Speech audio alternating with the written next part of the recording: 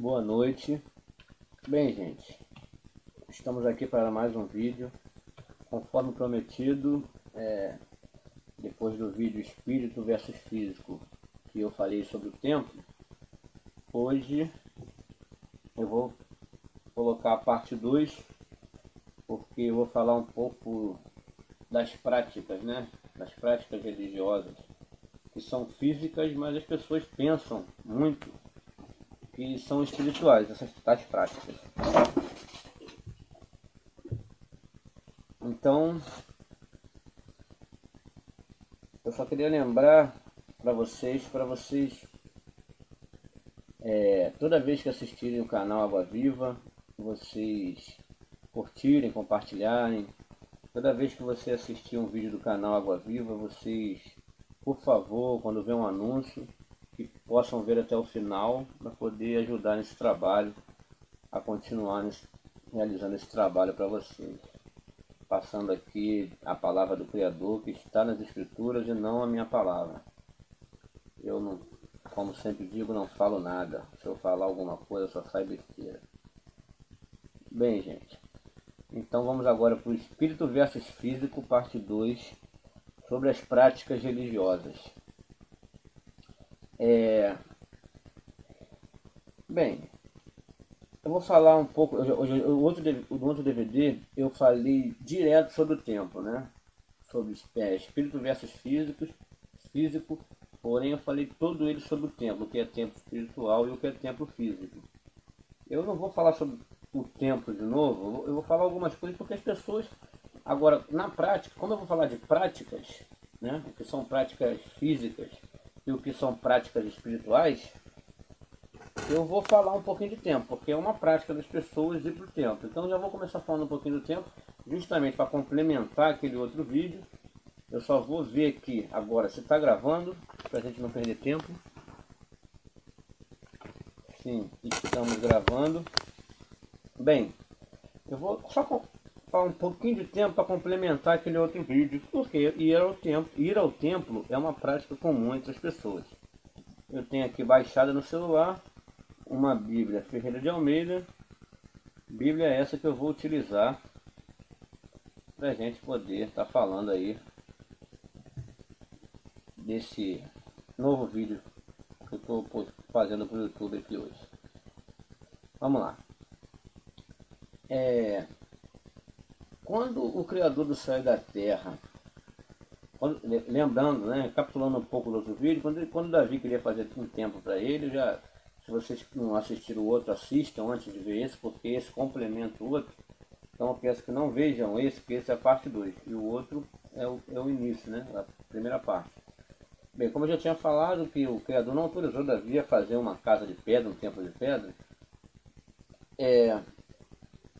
Segundo a Escritura, ele autorizou fazer uma tenda, né? Ele mandou fazer uma arca. Passou tudo como ele queria que fosse arca, porque o povo ele queria ver algo físico. Você vê, Moisés ficou um tempo no monte, o povo logo fez um bezerro de ouro para adorar. Então o povo ele não se satisfaz, sabendo que o Criador é Espírito, que ele, né? Então o povo não se satisfaz com isso. Aí eles queriam ver algo físico, queriam ver a presença do Criador ali. Aí o que eles fizeram? O Criador, sabendo disso, né? Aquele povo de israelita era um povo de dura cerviz. Ele construiu, mandou fazer uma arca que falou que ali estaria a presença dele ali, naquela arca. E aí mandou construir com uma tenda de pele. Agora, por que tenda de pele? A gente só foi descobrir o porquê que ele não queria uma casa de cedro, uma casa de pedra. E por que ele autorizou fazer uma tenda de pele, né, onde ficava a Arca da Aliança, que a gente foi descobrir futuramente agora, através do Salvador, através do Messias. Que nós somos o corpo e a habitação. Que Paulo, certa feita, fala que a lei serviu de aio, a lei é sombra dos bens futuros. Então, aquilo que ele quis dizer, que é feito que a arca, onde estava a presença dele, que ficava numa casa feita de pele, né, pele de animais, hoje nós sabemos por que ele mandou fazer isso, para ser sombra de nós. porque ele veio a revelar isso depois, que nós somos o templo de habitação dele verdadeiramente. Bem, então só para deixar isso claro, porque é só para complementar aquele outro vídeo. Outra coisa interessante é que o formato do templo, daquele templo, agora eu falo do templo de pedra, né, o templo construído por Salomão, ele não tem nada a ver com os templos que nós conhecemos hoje.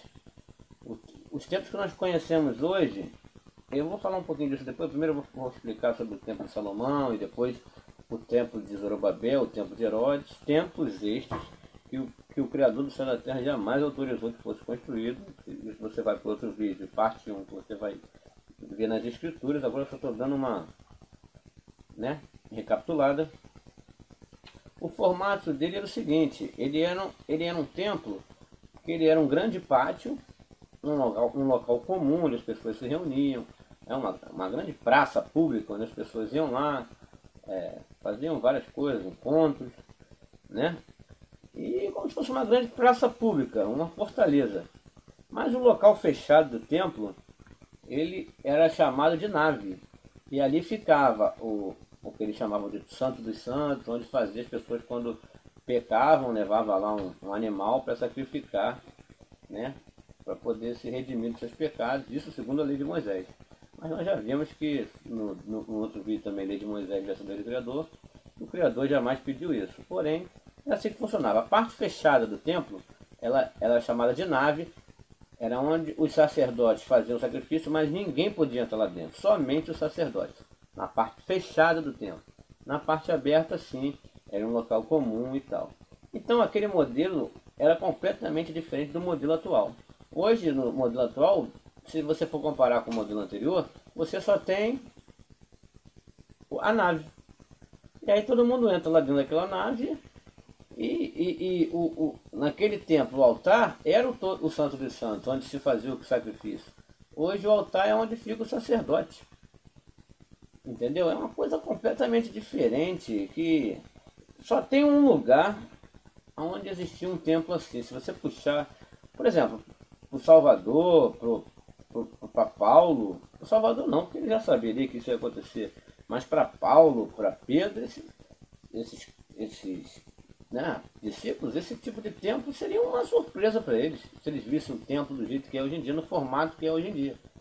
E se você for para o passado, esse tipo de templo só vai parar em um lugar, em Constantino, quando fundou a Igreja Católica, transformando Roma do império político para o império religioso. Que aí sim ele absorveu a questão do culto a Mitra. Porque o culto a Mitra, ele era nesse formato exatamente, um local fechado, né? Porque geralmente se fazia esse culto em locais fechados, há quem diga que em caverna, no subsolo, porque também era uma religião muito difundida naquela época em Roma, mas também, não sei, dizem que havia perseguição contra essas pessoas também, mas depois acabou sendo aceito, né, esse tipo de religião, essa seita mitraica. E esse tipo de templo que nós temos hoje é muito parecido com o formato do templo mitraico. Não tem nada a ver com o templo de Salomão, apesar de que o templo de Salomão, o pai nunca, né, autorizou, mas não tem nada a ver com aquele formato daquele templo lá de Salomão, de Herodes, nada a ver com os templos de hoje. Ele se aproxima muito dos templos mitraicos. Mitra é considerado o deus do sol invictus, né? Você vê que o Papa, naquele cajado, ele tem o sol lá, né? Porque a Igreja Católica nada mais é do que um sincretismo, né? Porque quando Constantino ele transformou o Império Político em Império Religioso, fundando o cristianismo e a Igreja Católica, ele pegou todos aqueles outros coisas, né, do paganismo, de Mitra, daquela religião greco-romana, e adentrou com tudo, fez um sincretismo terrível, que era justamente para o povo que estava lá aceitar essa nova visão. Então, você vê que no cajado que o Papa usa tem logo um sol, né? E eles adoravam o sol. Mitra é considerado o deus do sol invicto. Por isso que o culto é realizado aos domingos, porque você vê que domingo é considerado o dia do sol invictus. Você vê que domingo em inglês é Sunday, que significa dia do sol. Justamente por isso que o culto é aos domingos. Bem, a igreja evangélica, a igreja protestante, perdão, ela sai da igreja, do seio da igreja católica, né, através de Lutero lá na Reforma. Ele tentando reformar o que é irreformável. O que começa errado só pode acabar errado. Em Apocalipse diz que uma é a mãe, né, grande Babilônia, mãe, né, das abominações da terra. Mas toda mãe tem filhos, né? E da igreja católica, por exemplo, surgiram várias outras. A igreja anglicana, a igreja ortodoxa, né? E várias outras, a igreja protestante. Então, ela teve vários braços, várias vertentes que saíram da grande mãe. Mas se você for fazer uma comparação, a única coisa que Lutero ele tirou realmente, que nós vemos hoje, que não existe na igreja protestante, não é que não existe, até existe, mas assim, um pouco da imagem dos santos, né? Isso fica bem claro que o protestantismo não faz isso. Mas o que Lutero tanto pregava contra, que era a venda de indulgências, né? Para a remissão dos pecados, hoje em dia a gente vê muito, inclusive na igreja protestante, né? Pessoal em troca de dinheiro para dar salvação e essas coisas, né? Pedindo dinheiro, dízimo, oferta. Eu não vou entrar no assunto do dízimo, porque no próximo eu vou fazer um vídeo exclusivamente para o dízimo. Porque o dízimo é um assunto muito amplo, então eu tenho que fazer um vídeo exclusivo, onde a gente vai analisar o dízimo criticamente. Entendeu? Eu estou apenas dando essa repassada, porque do tempo já ficou um pouco grande, por quase uma hora, né? Do espírito versus físico, estou falando do tempo, só para dar essa repassada nessa coisa final. Então só vou terminar fazendo algumas comparações da igreja, por exemplo, que os protestantes costumam dizer, né, que reformou a igreja católica, são muito diferentes. Tirando a parte das imagens, que hoje em dia eu já não vejo tanta diferença, eu já vejo copinho d'água, eu já vejo cruzinho de não sei o que, lencinho vermelho. Então essa coisa de dizer que já não usa mais coisas, né, não usa imagem de pessoas, mas que usa certos, né, tem umas igrejas protestantes fazendo um sincretismo com certas coisas da igreja católica, tem, né, porque é a mesma coisa que acreditar na criatura e não no criador, acreditar na criação do homem, num tecido, num copo, entendeu, com água, coisas físicas, né. Então isso aí a igreja protestante já vem praticando, passar por debaixo de um portal, essas coisas. Então não tá ficando tão diferente, né. E vamos ver algumas semelhanças dos protestantes que se dizem tão diferentes dos católicos, né? Vamos ver as semelhanças. Na igreja católica tem a Eucaristia, na igreja evangélica você tem a ceia. Na igreja protestante, perdão, porque esse nome evangélico ele é muito utilizado no Brasil, mas não é a igreja evangélica correta, é a protestante. Então na igreja católica você tem a Eucaristia, na protestante você tem a ceia, na igreja católica você tem o altar, na igreja protestante você tem o púlpito, na igreja católica você tem o sermão, na igreja protestante você tem a pregação, na igreja católica você tem o padre como figura de mediador entre o homem e o Criador, e na igreja protestante você tem o pastor, nessa mesma figura sacerdotal. Bem, então fazendo essa semelhança de uma para outra, você não vê grandes diferenças, ainda mais hoje em dia, vem se assemelhando muito uma com a outra. Mas eu quero deixar para finalizar com o tempo, eu quero deixar só a última mensagem aqui. Só para terminar também, na igreja católica você tem hierarquias, né? Lá você tem padres, bispos, você tem o sacristão, você tem, né, cardeal. Na igreja evangélica, na igreja protestante você tem também, você tem pastor presidente, você tem presbítero, você tem diácono. São as hierarquias, tudo. Lutero quis reformar o irreformável e acabou não reformando nada, é tudo uma coisa só. Essa é a grande verdade. Bem, Pedro, certa feita na escritura, diz que ele entrou no templo lá de Herodes e ele converteu 5.000 almas. Isso é uma coisa muito interessante. Pedro entrou no templo e converteu 5.000 almas. Agora vamos parar para analisar o que aconteceu com isso. Imagine hoje um grande líder religioso, ou seja um padre, seja um pastor, você entrar na igreja dele, né, ter muitos visitantes nesse dia, e você converter 5.000 almas. O que vai acontecer com você? O que o líder religioso vai fazer com você?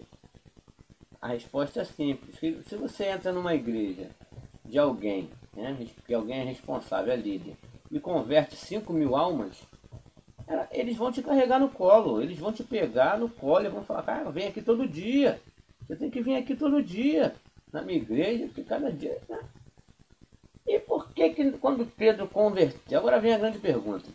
Por que quando Pedro converteu as 5.000 almas lá no templo de Herodes, onde quem tomava conta do templo eram os fariseus, era para os fariseus ter pegado Pedro no colo e ter ficado satisfeito, né? Mas não.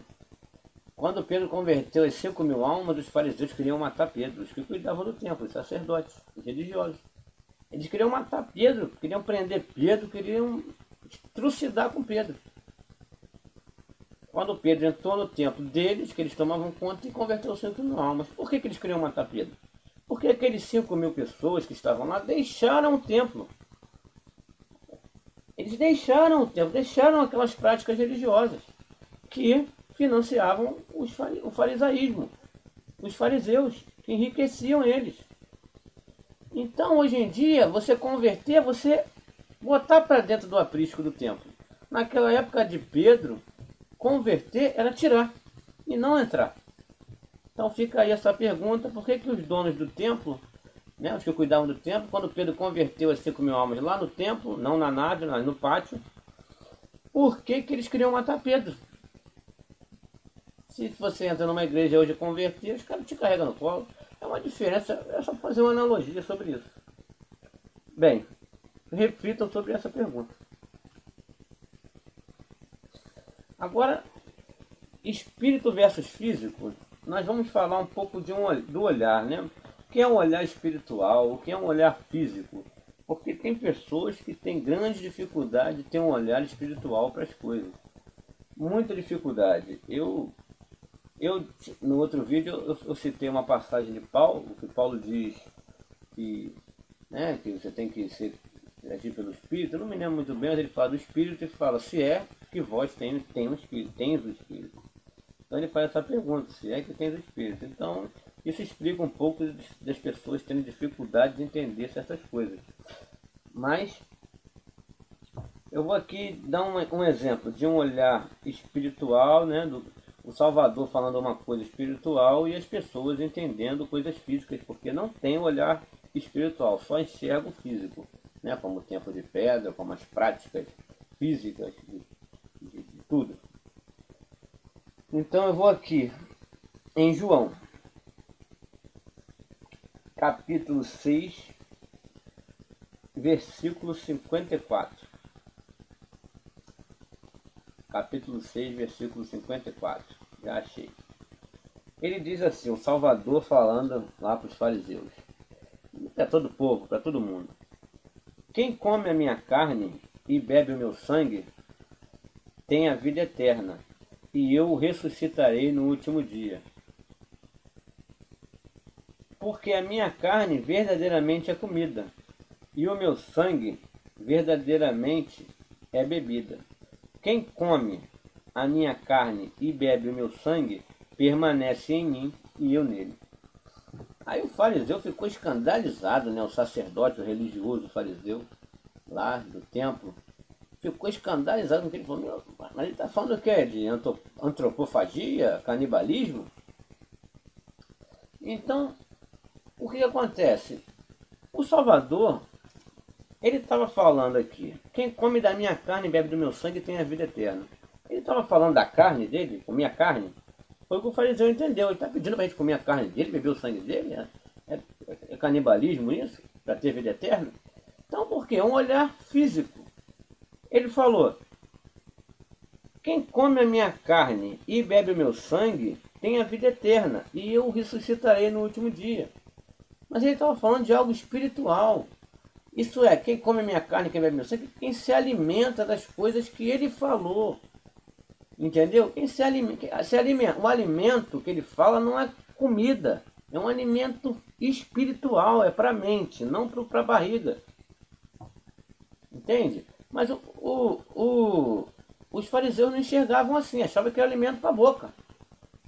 E ele estava falando de um alimento espiritual, que é ele. o alimento espiritual é ele realmente. É comer a carne, beber o sangue dele, é você se alimentar das coisas que ele falou, das coisas que ele passou, das coisas que ele ensinou. Entendeu? Porque senão os caras não entendiam. Se ele não falasse, não usasse coisas físicas. Ele certa vez falou para Nicodemos: se eu te falo sobre as coisas físicas e você não compreende, imagine se eu vos falar das espirituais. Então ele tinha que usar certos artifícios para poder as pessoas entenderem, porque as pessoas são muito carnais, muito físicas, muito do mundo. Porque para certas religiões, estar no mundo é estar fora do aprisco do sistema religioso. Mas ser do mundo não, é ter olhos físicos para as coisas, como esse Nicodemos tinha. Certa vez ele falou assim, eu não vou procurar a passagem agora, mas vocês, todo mundo conhece essa passagem. Ele fala: se não voltardes a ser como criança, dificilmente alcançarão o reino dos céus. Entendeu? Tem que nascer de novo. Ele falou certa vez: tem que nascer, você vai ter que nascer de novo. Aí o fariseu: mas como que eu vou desse tamanho agora voltar para o ventre da minha mãe? Isso é o olhar físico e não espiritual. Nascer de novo não é entrar numa religião, seja evangélica, seja católica. Nascer de novo é aprender dele. Você só nasce uma vez. Entendeu? Aprendeu, não tem mais como. É igual ele falou aqui, que ele é alimento. A carne dele, o sangue dele é alimento. Você só se alimenta uma vez. E daí você passa a ensinar. Agora eu não entendo como as pessoas se alimentam todo domingo, toda quarta, todo sábado e tomam alimento e nunca está saciada. Ele falou que quem alimenta-se dele uma vez, conhece a verdade, ela liberta e ponto final. Daí você ensina a outro e aí, se fosse dessa forma, o evangelho já tinha sido anunciado para o mundo inteiro. Porque se eu me alimentasse e alimentasse outro, isso ia virar uma bola de neve. Isso ia virar uma bola de neve, mas o que cerceou que a palavra, que o evangelho fosse aplicado no mundo todo, fosse passado, foi justamente a religião. Porque prendeu, não ovelhas, gados dentro de um aprisco.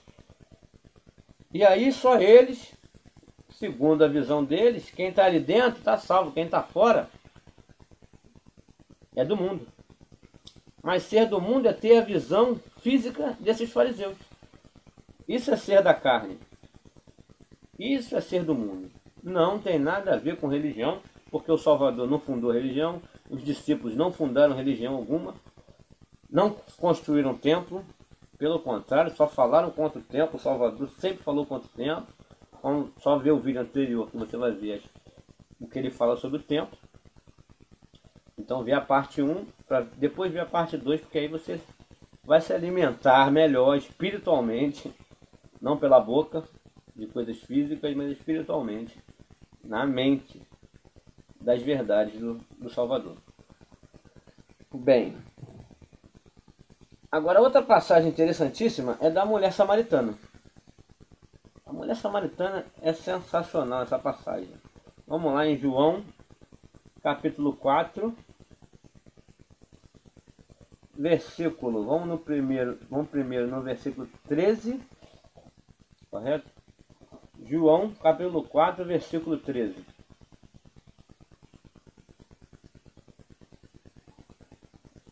E disse-lhe Jesus: todo o que beber dessa água tornará a ter sede. Porque ele estava falando com a mulher do poço. A mulher samaritana que estava indo pegar água no poço. Ele disse que água do poço, né? Todo que beber desta água do poço tornará a ter sede. Mas aquele que beber da água que eu lhe der nunca terá sede. Pelo contrário, a água que eu lhe der se fará nele uma fonte de água que jorra para a vida eterna. Então quando você bebe da verdade, você não precisa estar bebendo mais quarta, domingo. Você não precisa mais estar bebendo com hora marcada. Você só bebe uma vez. E aí você passa a dar essa água para o outro. Jorra. Ele diz que você jorra. Mas essas pessoas não. Eles estão sempre com sede, sempre com fome. Nunca é saciado, porque estão sempre buscando. Mas lá na religião só ensina Malaquias 3:10. Trazei o dízimo na casa do tesouro, coisa da lei de Moisés, que nem para nós é. Aí como é que o cara vai aprender alguma coisa, a pessoa vai aprender? Fica difícil aprender alguma coisa. Está muito complicado. Então, Ele diz, ele que está dizendo, não sou eu. As pessoas, eu não entendo porque está dizendo aqui, ó. Mas aquele que beber da água que eu lhe der nunca terá sede. Pelo contrário, a água que eu lhe der se fará nele uma fonte de água que jorre para a vida eterna. Ele não está falando de água física de beber, está falando de água espiritual. Água que lava, que você bebe dele e nunca mais terá sede. Mas enquanto as pessoas buscarem homens, vai ter sede a vida inteira, nunca vai saciar essa sede. Vai ter que ir domingo, vai ter que ir sábado, vai ter que ir quarta, vai ter que ir todos os dias, vai de segunda. Tem religião aí, tem igreja protestante que é de segunda a segunda. Vai lá direto e não vai saciar a sede nunca. Vai na escola dominical, vai não sei o que, e não vai saciar essa sede. Porque não alimenta. O alimento você só recebe uma vez e te liberta. E daí você sai para alimentar outros. E se fosse assim que funcionasse, nossa, o evangelho já tinha sido anunciado para o mundo todo, fácil. Mas foi justamente a inversão disso que atrapalhou a proliferação do evangelho no mundo. Bem, agora vamos lá em João, no mesmo capítulo 4, versículo 20, diz assim, no versículo 20. No 19 ela fala assim, Senhor, vejo que és profeta. Aí ela faz uma pergunta ao Messias. Nossos pais adoraram neste monte, e vós dizeis que é em Jerusalém, é o lugar onde se deve adorar. Aí qual foi a resposta? Você vê, ela estava querendo buscar o Criador num lugar físico. Bem, os pais disseram que eu tenho que ir daqui a ali, andar, para ir no monte para adorar. Vocês já dizem, você que era samaritana, vocês judeus, né, da tribo de Judá, vocês já dizem que é em Jerusalém, então eu tenho que sair daqui, de Samaria, pegar um caminho físico até Jerusalém. Como as pessoas fazem, né? Elas saem das suas casas no domingo, a igreja, o templo de pedra fica para onde? Para a direita? Vamos lá para o templo de pedra, vira à direita, faz um caminho físico para buscar o Pai. Como se o Pai não fosse onipresente, não estivesse em todo lugar. É triste. Aí o Criador responde para ela, o Messias responde para ela: mulher, creme, a hora vem, em que nem neste monte nem em Jerusalém adoreis o Pai. Aí vamos para o 23. Mas a hora vem, e agora é, em que os verdadeiros adoradores adorarão o Pai, em espírito e em verdade. Porque o Pai procura tais que assim o adorem. O Pai é espírito, e é necessário que os que o adorem em espírito e em verdade. É muito difícil entender isso, eu não compreendo porque as pessoas não entendem. Eu não acho difícil, eu acho simples, a palavra é simples. Quem dificulta é o sistema religioso. A palavra é muito simples. Ela pergunta se eu devo pegar um caminho físico para adorar o Pai. Ele diz, já que nós sabemos que o Pai habita em nós, ele procura os verdadeiros adoradores, que o adorem em espírito e em verdade. E é só uma vez que você recebe esse alimento e você já está saciado. Então você está se alimentando todo dia, toda hora, ainda mais por esses homens. Aí diz, o Pai é espírito. Ele diz, então, o Pai é espírito. Vê se ele diz assim, o Pai é espírito, mas você pode procurar em algum lugar, lá no monte, lá em Jerusalém, ou no templo de pedra. Mas você tem que... Não, ele não diz isso. O Pai é espírito, e é necessário que os que o adorem em espírito e em verdade. Mas as pessoas continuam procurando os locais físicos para achar o Criador. O que eu posso fazer, né? Aí eu devo seguir a quem? Um homem ou ao Messias que morreu por mim? Aí é a escolha de cada um. Agora,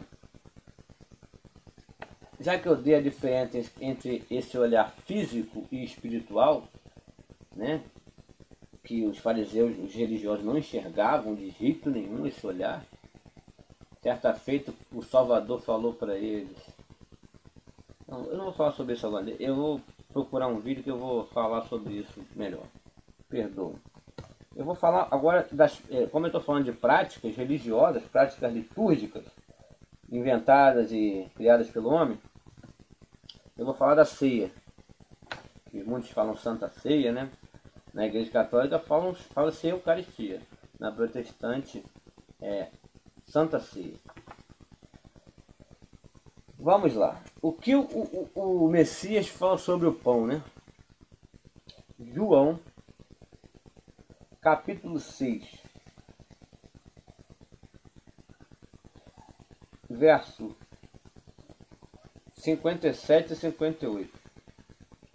Como eu disse, eu estou pegando capítulo e versículo, porque se eu for ler tudo, a gente não acaba, como eu sempre falo nos outros vídeos. Depois, quando vocês tiverem tempo, vocês peguem as passagens e lê tudo, lê com calma, lê sem epígrafe, lê direto, lê de forma direta, sem se preocupar com capítulo, com versículo, lê direto.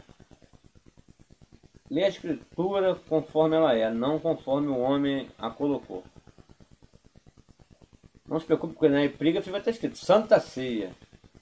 Aí você vai falar, mas a epígrafe não é da escritura. A epígrafe foi o homem que colocou lá. Leia o que está escrito na escritura. Vamos lá. João 6, 57. Olha o que ele fala sobre o pão. Assim como o Pai que vive me enviou e eu vivo pelo Pai. Assim, quem de mim se alimenta, olha de novo ele falando, alimentar da carne dele, gente, alimentar das coisas físicas, alimentar das palavras dele. Quem de mim se alimenta, também viverá por mim. Ele falando dele mesmo, é o pão que desceu do céu. Não é como o caso dos vossos pais, que comeram o pão lá no deserto e morreram. Quem comer este pão, que é ele, viverá para sempre. Gente, é comer alguma coisa física com pão de padaria, gente? Essa é a pergunta que eu faço. Ele está dizendo aqui para você comer um pão de padaria? O que ele está dizendo aqui? Este é o pão que desceu do céu. Não é como o caso dos nossos pais, que comeram pão comum, físico, e morreram. Quem comer este pão, que é ele, é espiritual, viverá para sempre. Bem, quem comer do pão, que é ele, se alimentar dele, viverá para sempre. Se alimentar dele, não de homens. Não de falsos pastores, falsos sacerdotes, falsos profetas. Não é quem se alimentar dele. Você quer se alimentar do verdadeiro pão, do verdadeiro alimento, do Messias, do que morreu por nós. Então, agora vamos para a ceia, comparando isso que ele falou. Ele diz que ele é o pão, e quem se alimenta dele, não do pão de padaria, é o que vai ter a vida eterna. Aí nós vamos lá agora em Marcos,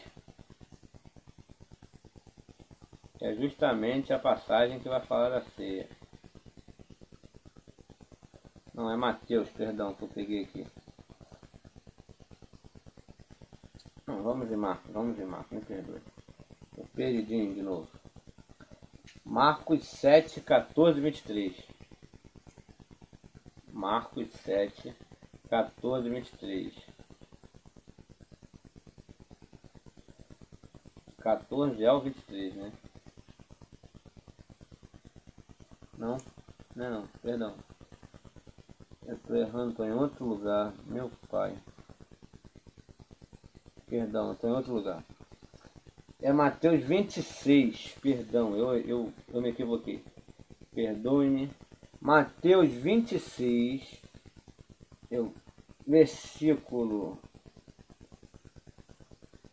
Versículo 17 ao 30. Agora sim.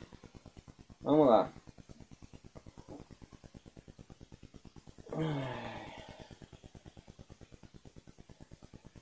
Vamos lá. Ora, no primeiro dia dos pães ázimos, vieram os discípulos e perguntaram: onde queres que façamos os preparativos para comeres a Páscoa? Então vamos lá, essa é a primeira parte. Eles estavam fazendo alguma prática religiosa de hoje?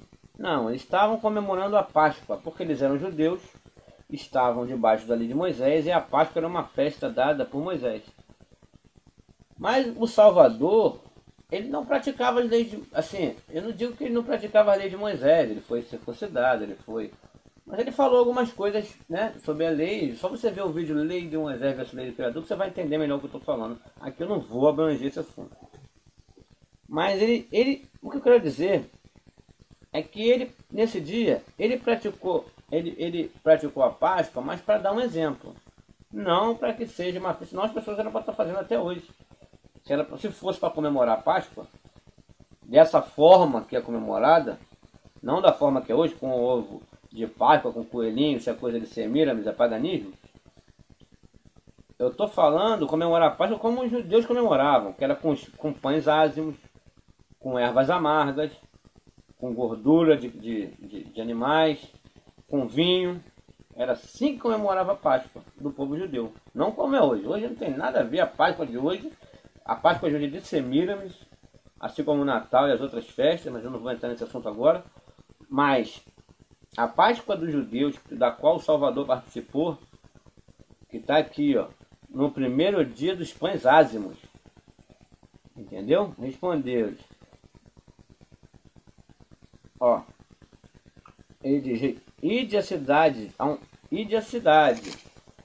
Há um certo homem que dizia: mestre, diz o meu tempo. Me pergunta, aqui não. Aí mandou lá na casa de alguém que lá que eles iam passar a Páscoa. Celebraria a Páscoa com os meus discípulos, ele diz. E os discípulos fizeram como o Salvador ordenara e prepararam a Páscoa. Lá com pães ázimos, com ervas amargas, com vinho. E enquanto comiam, não estavam praticando nenhuma liturgia religiosa cristã, como Santa Ceia. Eles não estavam fazendo nada disso. Isso aí é o povo que botou na epígrafe, Santa Ceia. Eles estavam ceando, comemorando a Páscoa, uma festa judaica.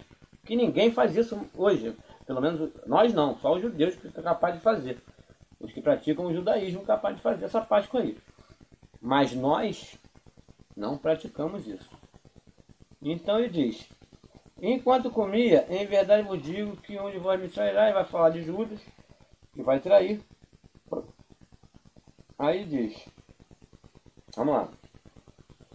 Ele diz: enquanto comiam, o Salvador tomou o pão, e o abençoando o partiu, e deu aos discípulos, dizendo: tomai, comei, isto é o meu corpo. Ele estava mandando alguém fazer isso, alguma prática litúrgica religiosa? Não. Lembra lá do pão que ele falou? Aquele que eu sou o pão vivo. Seus pais comeram pão comum e morreram. Aquele que se alimenta de mim é espiritual, isso é espiritual. Viverá para sempre. Quando ele repartiu, ele disse: este é o meu corpo, e repartiu entre os discípulos, ele disse: se alimentam do que eu falo, de mim, e repartir as palavras dele, o que ele falou, para as outras pessoas. Isso é simbólico. Não é para ninguém comer, botar pela boca. E tomando um cálice, rendeu graças a Deus, dizendo: bebei dele todos, pois isto é o meu sangue, o sangue do pacto, o qual é derramado por muitos para a remissão dos pecados. Era para eles fazer o quê? Ele repartiu também o vinho, para falar da morte dele, que ele morreu por nós. É para repartir com a boca, para fora, não para dentro. Não comer, e sim proferir, sobre ele. Isso, você se alimenta dele e reparte. Isso é simbólico. Como ele disse do pão: eu sou o pão vivo. O que o pão vivo tem a ver com o pão feito na padaria que as pessoas comem em prática litúrgica? Não tem nada a ver. Ele mesmo disse. Agora sim, nós vamos em Marcos 7:14. Marcos 7:14. Olha o que ele diz, o próprio Salvador.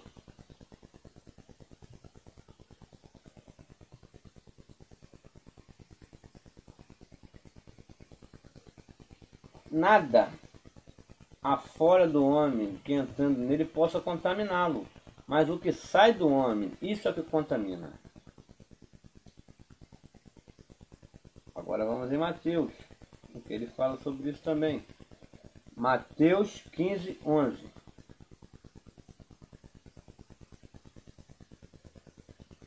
Não é o que entra pela boca do homem, mas o que sai da boca. Então, aproximando discípulos, disse, eles se escandalizaram, os fariseus. Aí Pedro pede para ele explicar a parábola. Aí ele diz, não compreendeis, tudo que entra pela boca, desce do ventre, e sai em esterco, sai em fezes. Ninguém é justificado pelo que entra pela boca.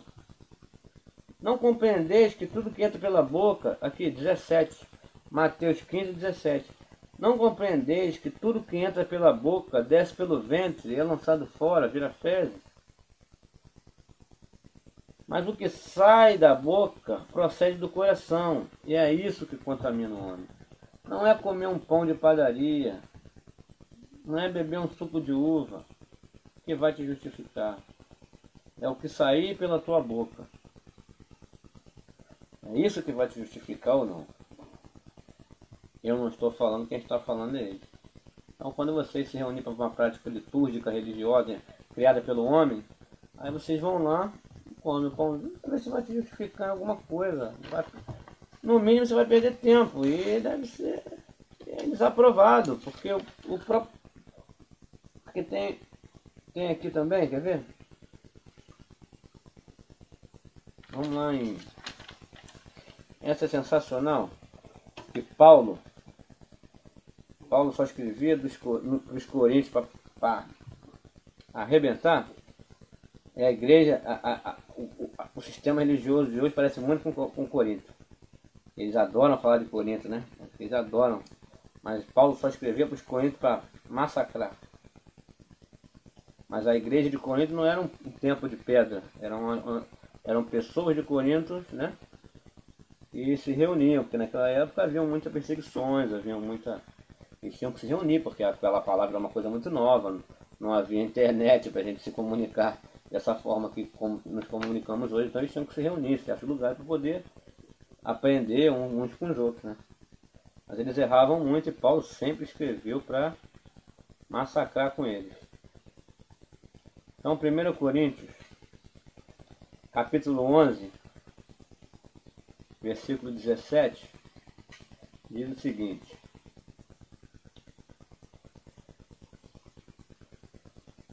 nisso, porém, que vou dizer-vos, não vos louvo, porquanto vos ajuntais, não para melhor, mas para pior. E falando que só juntavam para pior. Mas é realmente, tudo que se ajunta com um horário marcado, aquela coisa bonitinha, não dá certo, é só problema.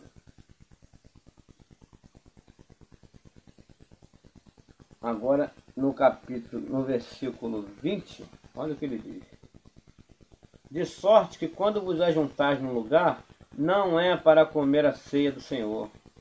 O próprio Salvador disse, não voltarei a cear convosco até que se cumpram todas as palavras e tal. De sorte que quando vos ajuntar no lugar, não é para comer a ceia do Senhor. Porque quando comeis, cada um toma antes, ou tem a sua própria ceia, assim um fica com fome e o outro se embriaga. Aí ele pergunta, não tendes porventura casas onde comer e beber? Entendeu? Ou desprezais os homens lá, as pessoas, do Criador, e envergonhais os que nada têm, que vos direi, louvar-vos-ei, nisto não vos louvo. Então, não é para fazer, gente, não é, segundo Paulo, não é para fazer. Mas tem quem faça essas práticas religiosas, práticas litúrgicas, Paulo jamais fundou um templo, Paulo jamais frequentou um templo, então ele nem sabe o que se passa nesses locais hoje. Se ele visse, eu acho que ele ia tomar um susto muito grande. Como a coisa está hoje, ele ia se assustar. Correto? Agora vamos ver o que o Criador fala sobre reuniões.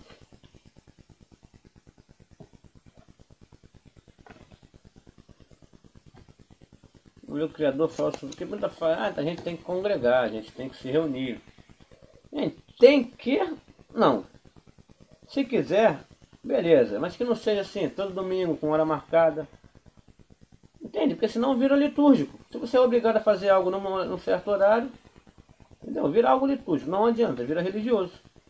Entendeu? As coisas têm que ser naturalmente, as pessoas têm que se encontrar, tem que falar do Criador para qualquer um, onde você estiver, na rua, entendeu? Tem que falar. Não que você necessite estar em tal hora, em tal lugar. A partir do momento que vira regra, já começa a virar uma coisa litúrgica, já não é legal.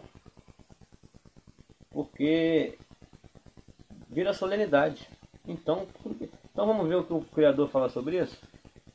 Isaías capítulo 1, versículo 13. Sobre essas coisas com hora marcada, né? Essas coisas chatas. Que o Criador abomina, eu também passei a abominar. Isaías 1, capítulo 13. Aí as pessoas às vezes eu fico pensando, elas pensam que sou eu que estou falando, mas eu estou com a palavra aqui dando capítulo e versículo. Porque os que não dão capítulo e versículo, o pessoal fala lá, não dá capítulo e versículo, falando pela boca dele. Mas eu dou capítulo e versículo, explico, e como é que pode as pessoas não enxergar, mas é como Paulo disse, se é que tens o Espírito. Aí diz aqui, ó. Não continuareis a trazer ofertas vãs. O incenso é para mim abominação. As luas novas, os sábados. E a convocação de assembleias. Olha só. Vamos lá repetir de novo, vai ficar perfeito. Não continueis a trazer ofertas vãs. O incenso é para mim abominação. As luas novas, os sábados e a convocação de assembleias. Não posso suportar a iniquidade e o ajuntamento solene. O Criador falando pela boca de Isaías. Não sou eu falando. Quem não gosta de tais coisas é o Criador. Agora, tem gente que prefere agradar a homens e do que agradar o Criador. Aí fica na opinião e na posição de cada um. Quem sou eu? A gente tenta falar, tenta ensinar, né? E não por mim. Eu ensinar não. Quem ensina é a Escritura. E o Espírito, se é que tens o Espírito. Repetindo, só para encerrar essa. Não continueis a trazer ofertas vãs. O incenso é para mim abominação. As luas novas, os sábados e a convocação de assembleias. Reunião. Não posso suportar a iniquidade do ajuntamento solene. É aquela coisa que eu falei. Aí eu falei, aquela coisa quando vira com hora marcada, aí você fala, o cara está falando pela boca dele, negócio. Não estou falando pela minha boca, é o Criador que está falando. Quando vira uma solenidade, vai virar liturgia religiosa, o Criador abomina. Olha só, caraca, que maneiro, olha só. As vossas luas novas e as vossas festas fixas, a minha alma as aborrece. Já me são pesados, estou cansado de as sofrer. Olha o que eu falei de horário. Porque o Espírito, quando ensina, a gente se alimenta, ele me alimentou e eu, por mim, achei assim que quando você marca um horário fixo, vira. Mas eu nunca tinha lido a parte de baixo. Interessante porque o Espírito já testifica, ó. Eu falei, quando você começa com um horário marcado, aquela coisa fixa, já vira solenidade, já vira liturgia, então já não presta. Falei aqui, eu nem tinha pego essa parte para ler, tanto que eu anotei aqui só Isaías 1,13. Aí eu fui para o 14, olha o que ele fala, as vossas luas novas e as vossas festas fixas, a minha alma as aborrece, tudo que vira fixo. Então se quiser se reunir, eu não acho proibido, que é pecado se reunir para falar do Criador, não acho que é pecado. Desde que não seja com hora marcada, com local, com data, como ele próprio fala aqui. Esse ajuntamento solene, essas assembleias, com hora marcada, com data determinada, a não ser que seja, pô, não estou dizendo que não vire regra, fixa. Eu posso marcar, vamos falar do Criador? Vamos juntar umas 10 pessoas, vamos falar, vamos estudar, vamos falar do Criador, beleza. Vamos marcar pra que dia, gente? Quem tá de quando dia que todo mundo tá de folga? Domingo? Tá, domingo que horas? Tá hora. Beleza. Marcamos. Domingo, 5 horas da tarde. Vou tô dando exemplo. Marcamos, vamos estudar a escritura, vamos falar do Criador, beleza. Cada um foi pra sua casa, tudo bem. Agora, se for, aí domingo que vem, vamos marcar todo domingo, 5 horas? Aí, o Criador já falou que já começa a virar uma coisa solene. Sabe? Vira uma assembleia, vira como ele falou. Essas coisas fixas aborrecem, entendeu? Como é no sistema religioso, né? Todo domingo, tal hora, Todo domingo, tal hora. É o líder religioso que indica a hora que o Criador vai aparecer, que o Espírito Santo vai descer. O Espírito não desce, não tem vontade própria. É a hora que o pastor fala assim, o culto vai ser tal hora. Aí é a hora que o Espírito Santo vai descer. Acabou, fechou a igreja, o Espírito Santo vai embora. É complicado, hein? Mas tem quem acredita incrivelmente. Agora vamos em Amós. Pessoas aí que gostam de louvor, né? Pessoal do grupo de louvor. Pessoal que gosta de cantar pro Criador. Uma prática física também. Não é proibido, mas vamos ver. Cada um faz o que quer. Vamos em Amós. Uma coisa é você fazer, outra coisa é agradar o Criador. Fazer todo mundo para fazer qualquer coisa. A gente tem livre-arbítrio agora. Daí que vai agradar já é mais complicado. Vamos lá? Bem, Amós capítulo 5, versículo 21. Vamos ler o que ele diz? Amós, isso tudo Isaías, Amós, apesar de estar na velha aliança, eles são profetas, diferentes da Torá. Dos 5 primeiros livros, aquilo não, aquilo é a lei que é sombra para as coisas futuras, não é. Ela apenas serviu de sombra, o povo escolhido, o povo de Israel, do qual o Criador escolheu para fazer algumas bênçãos, né? Apesar daquele povo ser de dura cerviz, ele representa um povo escolhido para o reino espiritual. Somos nós. Bem, acredito que eu seja, espero que sim. E você também. Então ele era uma sombra do povo verdadeiro. A terra de Canaã, né, que é a terra onde eles habitaram, conquistaram, é a Canaã espiritual para nós, é eterna. Aquela teve um período de duração. A nossa não, a nossa é eterna. Então aquilo tudo serviu de aio, como Paulo falou, serviu de sombra. Agora, quando você fala isso na Torá, quando serviu apenas de sombra. Quando você fala dos profetas, aí não, já é para nós. Isaías, Jeremias, eles já vão falando já para nós, porque é profeta, para o futuro. Então vamos ver o que Amós fala para nós, já que Amós é um profeta. Vamos lá. Bem, gente, uma coisa que a gente tem que aprender a separar é o que é para nós em profecia, tá? Tirando os atributos da lei. Que é atributo da lei, você vê o vídeo Lei de Moisés versus Lei do Criador, que eu explico de forma sucinta o que é isso. Que é a Lei de Moisés e que é a Lei do Criador, e você vai ver que quando um profeta falar de coisas da Lei de Moisés, já não serve pra gente, porque a Lei de Moisés feita para os israelitas não serve para nós. E hoje já, quando o Salvador morre no madeiro, isso aí que Paulo diz que acaba de vez. Qualquer um que praticar qualquer coisa da lei está debaixo de maldição, segundo Paulo. Vê o vídeo Lei de Moisés versus Lei do Criador que você vai entender isso melhor. Bem, vamos lá. Amós capítulo 5, versículo 21. Aborreço, olha o Criador falando pela boca de Amós. Aborreço, desprezo as vossas festas, e não me dê. Não é só em um lugar que está isso não, é em vários lugares. Eu pego alguns, porque senão não vai dar. Eu vou levar 3 horas falando. Então eu pego alguns, é em vários lugares. Ó, 21, Amós capítulo 5, versículo 21.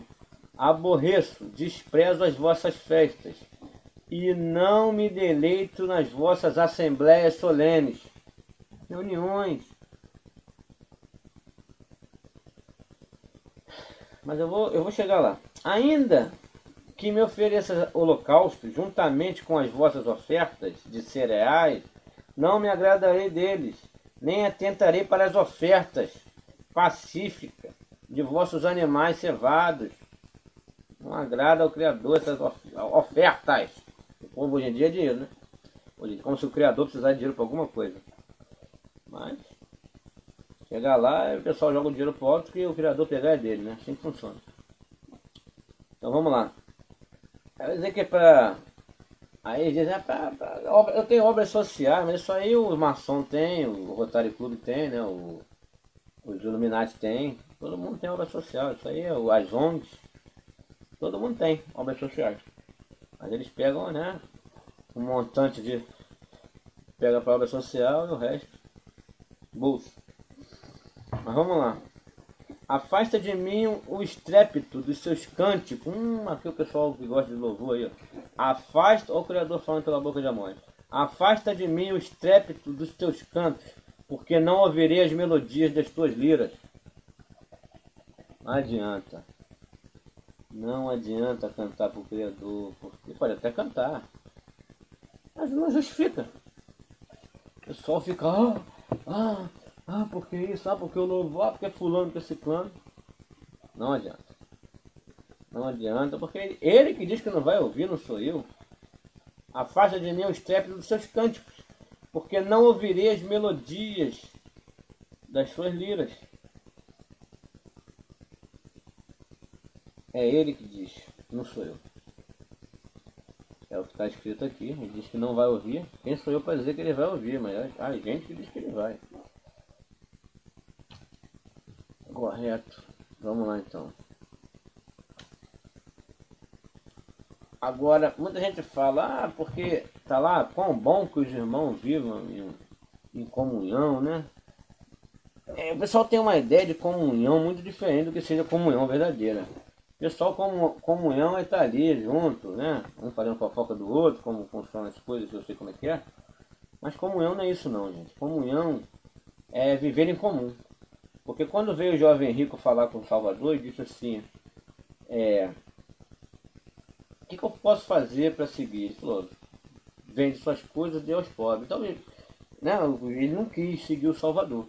Porque até o Salvador, nós tínhamos um modo de produção escravista. Um dia eu vou fazer um vídeo somente falando disso, sobre o modo de produção desde a história. Então, até o Salvador, o modo era escravista, e todo mundo achava isso normal. A partir do Salvador que isso muda.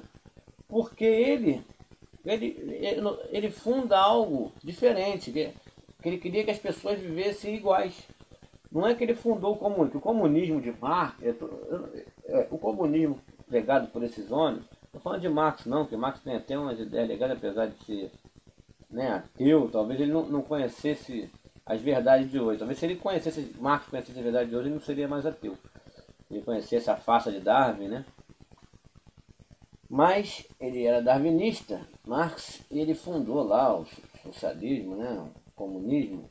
Mas ele também já veio de alguns filósofos de antes, Hegel, né, de seguir algumas linhas de pensamento. Mas o primeiro a expressar um sentimento de comunhão das pessoas viverem em harmonia, inclusive financeira, entre todo mundo igual, em comum, foi o Salvador. Então ele foi o primeiro a ter essa visão, né, de que as pessoas é o correto, todo mundo tem as mesmas coisas iguais, não pode um ter muito e outro ter pouco. Então isso começa com ele, tanto que Paulo fala, viver em comunhão é você saber dividir, você repartir com o próximo. Paulo fala isso o tempo todo, sobre repartir. Um dia, quando eu vou fazer um vídeo só sobre dízimo, vou fazer um vídeo sobre esse mundo do trabalho também, essa questão de modo de produção, né? Escravista, feudal e hoje em dia capitalista, também seguindo as escrituras, inclusive. Vai ser muito interessante. Não percam o que vem por aí, que vai ter muita coisa boa. Então viver em comunhão era isso. Não era viver reunido em reuniões solenes e nada disso. Não tem nada a ver com isso. Mas um dia eu vou aprofundar isso mais, não hoje. E as pessoas, eles enganam muito também sobre isso, que naquela passagem que diz para não deixar as vossas a vossa congregação, né? As vossas congregações. A congregação foi a uma. Para não deixar a vossa congregação.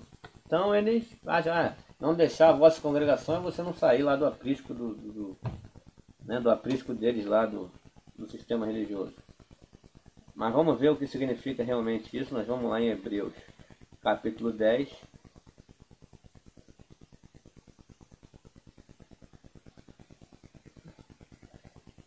Vamos lá em Hebreus.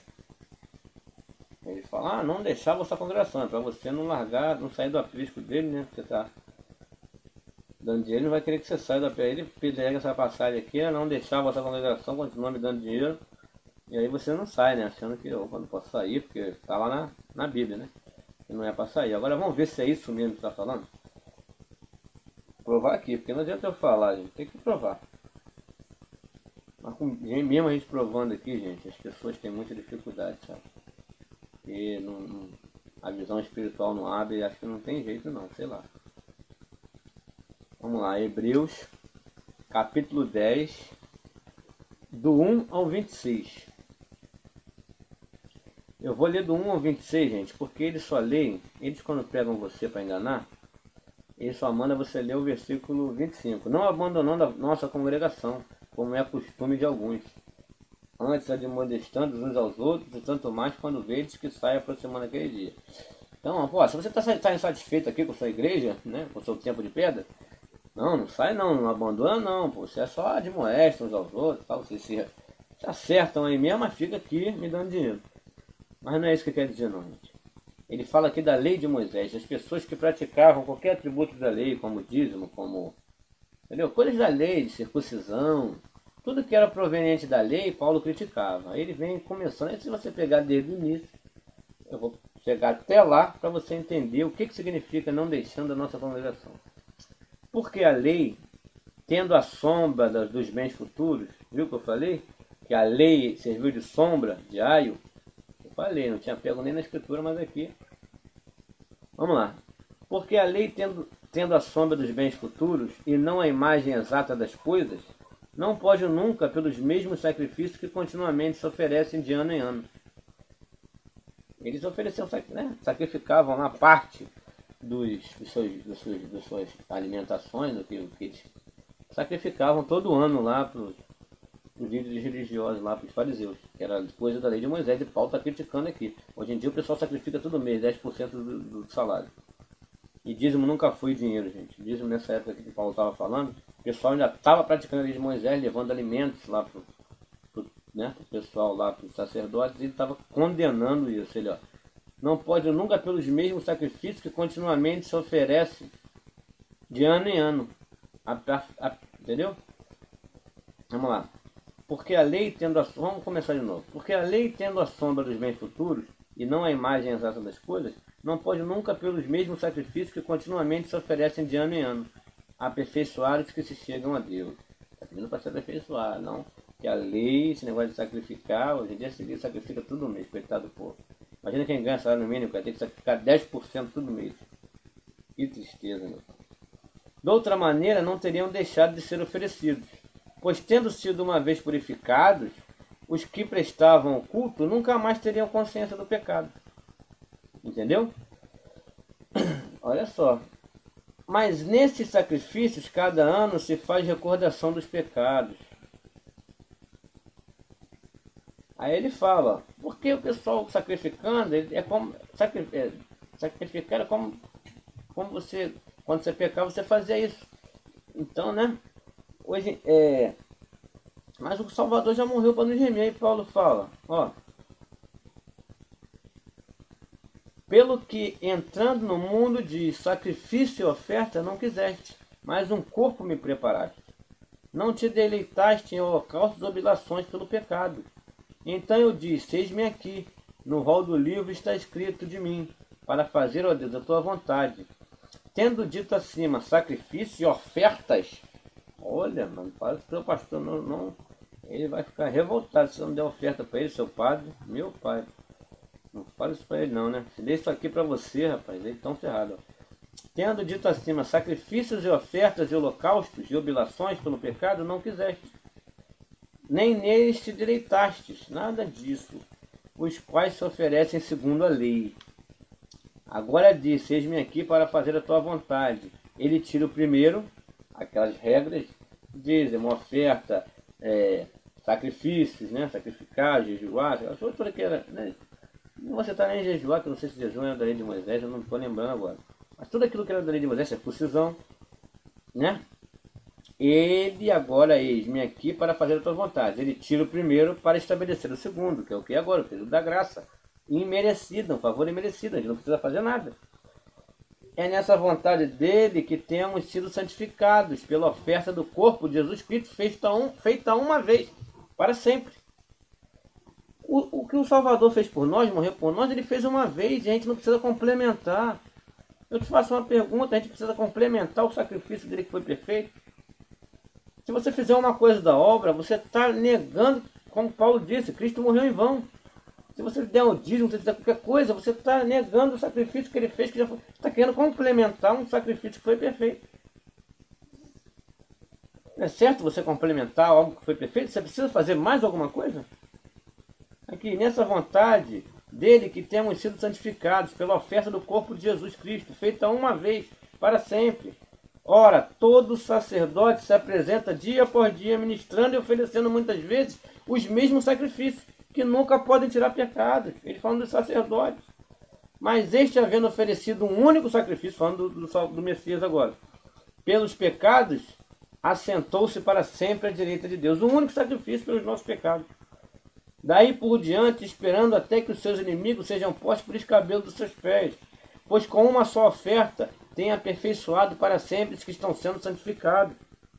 E o Espírito também não o testifica, porque depois de haver dito, este é o pacto que farei com eles, depois daqueles dias, diz o Salvador, porei as minhas leis em seus corações, e as escrevi no seu entendimento, e não me lembrarei mais dos seus pecados e de suas iniquidades.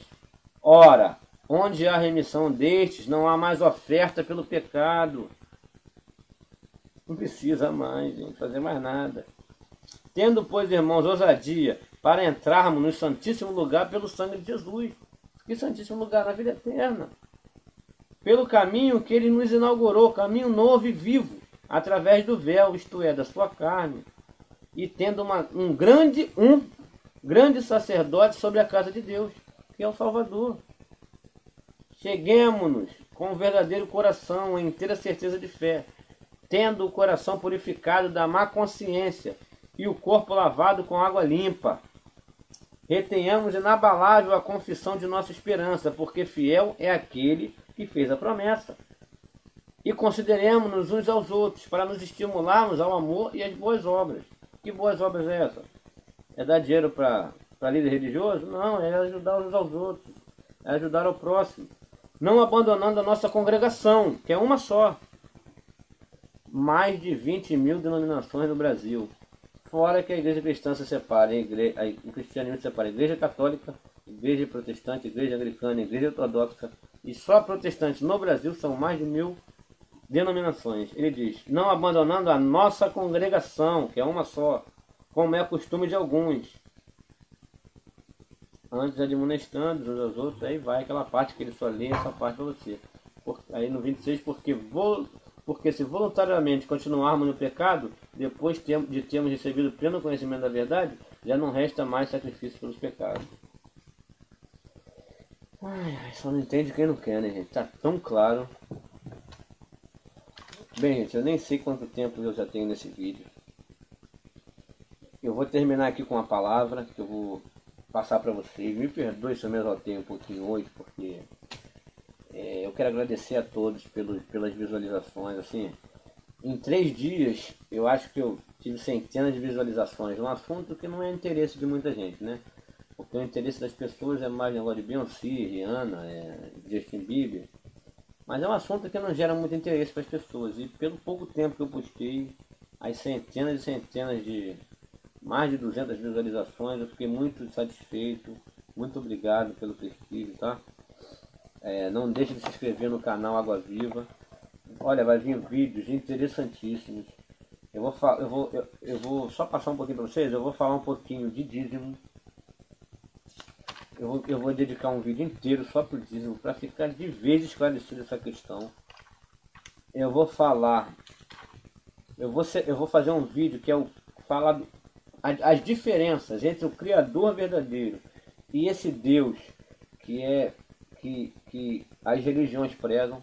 Eu vou mostrar na Escritura essa diferença do Criador verdadeiro e desse Deus que eles mostram. Aí você vai ver. Se eles falam do Criador verdadeiro ou desse Deus, talvez esse seja o próximo vídeo.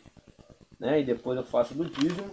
E eu tenho que fazer alguns outros também, como eu citei anteriormente, né? Vou fazer um do mundo do trabalho, sobre o modo de produção da sua história, né? Como os iluminados, a maçonaria nos dominam. Mas é porque o tempo é curto, eu tenho muitos afazeres, então fica muito difícil. Mas você vê que eu prometi que até quarta-feira esse vídeo, essa segunda parte do Espírito versus Físico estaria postado e estará. Bem, eu vou terminar o vídeo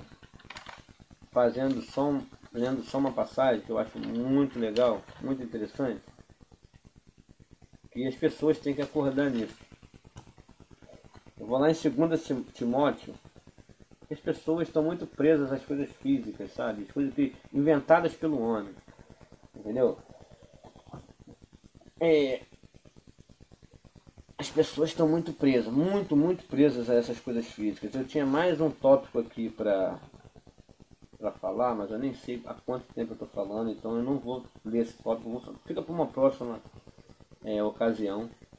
Não vou nem falar para o pessoal não ficar curioso. No próximo vídeo eu inicio com esse tópico que ficou faltando e depois eu começo outro vídeo. Bem, gente, eu vou só terminar lendo essa palavra aqui de 2 Timóteo. 2 Timóteo, capítulo 4, do 1 ao 4. O povo tem que estar muito atento nisso, porque o homem ele é muito malicioso. Para ele conseguir o que ele quer, os objetivos de ambição, os objetivos de, sabe? Paulo mesmo era um cara, eu vivo humildemente, como naquele vídeo eu mostrei ele falando, eu vivo humildemente, jamais despojei nada de vós. Entendeu? Paulo sempre foi tão humilde, sempre viveu. E no vídeo que eu falar do dízimo, que eu vou falar exclusivamente disso, vocês vão ter uma noção muito legal, vai ser definitivo. O cara que depois desse vídeo, quando ver esse vídeo e continuar dando dízimo é porque não tem realmente a visão espiritual das coisas. Como disse Paulo, se é que tens o Espírito. Eu digo o seguinte, 2 Timóteo, capítulo 4, versículo 1. Tomem cuidado com isso. Isso é um aviso. Conjuro-te, Paulo escrevendo a Timóteo, conjuro-te diante do Criador e do Salvador, que há de julgar os vivos e os mortos, pela sua vinda e pelo seu reino. Prega a palavra, insta a tempo e fora de tempo. Admoesta, repreende, exorta com toda longanimidade e ensino. Perdoe. Porque virá tempo em que não suportarão a sã doutrina, mas tendo grande desejo de ouvir coisas agradáveis, ajuntarão, porque as pessoas só querem ouvir coisas agradáveis. As verdades as pessoas não querem não. Esse mundo já era. Ninguém vai conseguir nada aqui não. Se conseguir é porque trabalhou, teve sorte e a vida levou. Não é que o Criador vai dar nada desse mundo não. Olha só, porque virá, eu vou provar isso no vídeo do dízimo. Porque virá o tempo em que não suportarão a sã doutrina, mas tendo grande desejo de ouvir coisas agradáveis, ajuntarão para si mestres segundo os seus próprios desejos. Pessoas querem mestres para falar o que elas querem ouvir. Ai, meu namorado me deixou, eu vou na igreja. Não, seu namorado vai voltar, eu tenho uma palavra, eu tenho uma revelação. Ah, eu preciso de um carro. Não, eu tô Criador.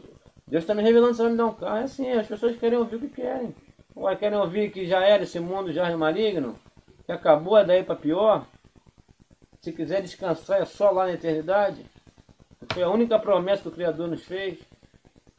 Aí o povo não quer ouvir, infelizmente. As pessoas preferem, porque virá o tempo em que não suportarão a sã doutrina, mas tendo grande desejo de ouvir coisas agradáveis, ajuntarão para si mestres segundo os seus próprios desejos, e não só desviarão os ouvidos da verdade, mas se voltarão às fábulas. Bem, gente, eu termino com essa palavra e espero que as pessoas tenham gostado. Peço que se inscrevam no canal Água Viva. Qualquer dúvida eu vou passar para vocês um e-mail do canal Água Viva, é canalaguaviva@gmail.com. Qualquer dúvida pode mandar um e-mail para o canal, tá? Você manda para mim uma pergunta, se eu puder, eu vou tentar responder a todos, se for possível, assim que possível. E é isso. O e-mail é canalaguaviva@gmail.com. Peço que se inscrevam, que curtam o vídeo, que por favor também, como sempre peço, vejam o anúncio até o final. E até o próximo vídeo, que eu acredito que deva ser, eu vou mostrar essa diferença entre o Criador verdadeiro e o Criador não, e o Deus apresentado aí por essas religiões. Muito obrigado, que espero que tenham gostado do vídeo e até a próxima. Tamo junto.